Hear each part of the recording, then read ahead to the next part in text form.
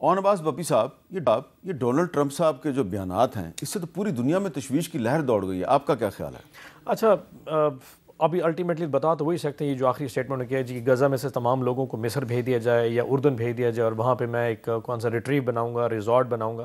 یہ بات تھوڑی سی ویسے تو ویئرڈ سی لگتی ہے، کیونکہ اچانک سے اس طرح کی اسٹیٹمنٹ، اور اسرائیلی جو صدر تھا، جو وزیر اعظم نیتن یاہو ساتھ کھڑے تھے، اس کو خود اندازہ نہیں تھا کہ اتنی بڑی آفر وہاں سے ہونی چاہیے. تو الٹیمیٹلی امریکہ جواب دے سکتا. لیکن کیا ایز اے قوم ہم اس کے خلاف پروٹیسٹ کرنے کو تیار ہیں؟ کیا طلال چوہدری صاحب کہیں گے کہ اس وقت منسٹری آف فارن افیئرس ایک بڑی strong statement they as a مسلمان ہونے کے ناطے؟ چھوڑ دیتے ہیں کہ وہ ٹرمپ ہے یا نہیں ہے، دنیا میں کسی نے ایک مسلمانوں کی ایک سلطنت کے خلاف ایک اسٹیٹمنٹ دی ہے. کیا اس وقت میری ministry of foreign affairs statement دے دے گی کہ یہ آپ نے غلط کہا ہے، آپ نہیں کہہ سکتے ایز اے مسلمان ہم اس کی نہیں، وزارت خارجہ کے ترجمان نے اس کو کہنا چاہیے، اس کی مذمت کر دی. میں چاہتا ہوں فارن منسٹر کو پرائم منسٹر بولنا چاہیے. میں نے وہ دیکھی ہے، خود دیکھی، اتنی کمزور اسٹیٹمنٹ آئی. کیا ہمارا پرائم منسٹر سے بولے گا؟ کیا ہمارا فارن منسٹر اسحاق ڈار کی اسٹیٹمنٹ آنی چاہیے؟ دیکھیں، قومیں بنتی اپنے سٹینڈ سے ہیں، اور یقین کریں اس وقت اور کچھ نہیں کر سکتے، سالیڈیرٹی کا اظہار سے کر سکتے. ایک چیز اور کہہ دوں کہ ابھی چوہدری صاحب بار بار فرما رہے تھے کہ جناب میری فوج، خان صاحب کا پہلے دن سے اسٹیٹمنٹ کہ میری فوج اور میں، یہ کانسیپٹ کبھی نہیں گزرا. ان کی اگر تنقید رہی ہے تو یہ جو جن کا نام لے رہے ہیں ان کی وہ ایشوز تو سب کے سامنے. کیا جنرل باجوہ نے کہا نہیں تھا کہ جی 2019 میں انہیں خواجہ آصف کو بلا کے کہا تھا میں نے عمران خان کو گرانا ہے؟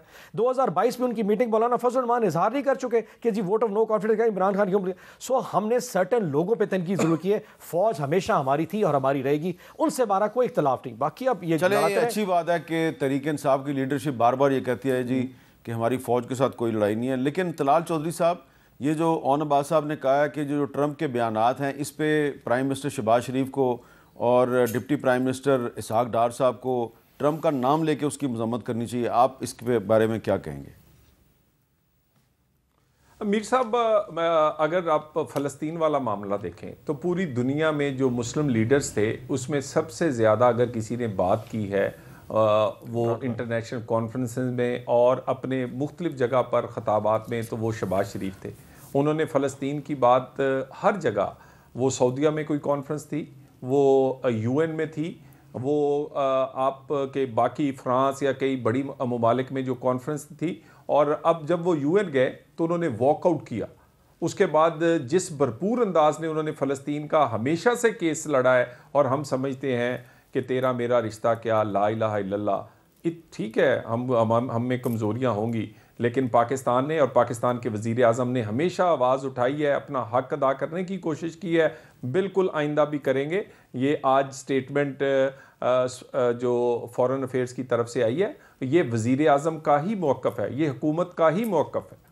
اچھا، تو اگر وہ بھی اس کی مذمت کر رہے ہیں، آپ بھی مذمت کر رہے ہیں، تو کیا میں یہ تاثر لینے میں حق بجانب ہوں کہ تحریک انصاف اور مسلم لیگ نون جو ہیں وہ فلسطینیوں کی حمایت میں مشترکہ موقف رکھتے ہیں؟ بالکل رکھتے ہیں سر. ایز اے مسلمان ہونے کے ناطے کون اس سے انکار کر سکتا ہے؟ وہ اتنی گولیاں کھا رہے ہیں، بیچارے شہید ہو رہے ہیں، ہم یہاں بیٹھ کے ایک اسٹیٹمنٹ دینے پہ کیا اختلاف کر سکتے ہیں؟ ان کی ذات کے لیے. طلال چوہدری صاحب، میں یہ تاثر لے لوں پھر کہ آپ دونوں کٹھے ہیں، فلسطینیوں کے پیچھے کھڑے ہیں آپ؟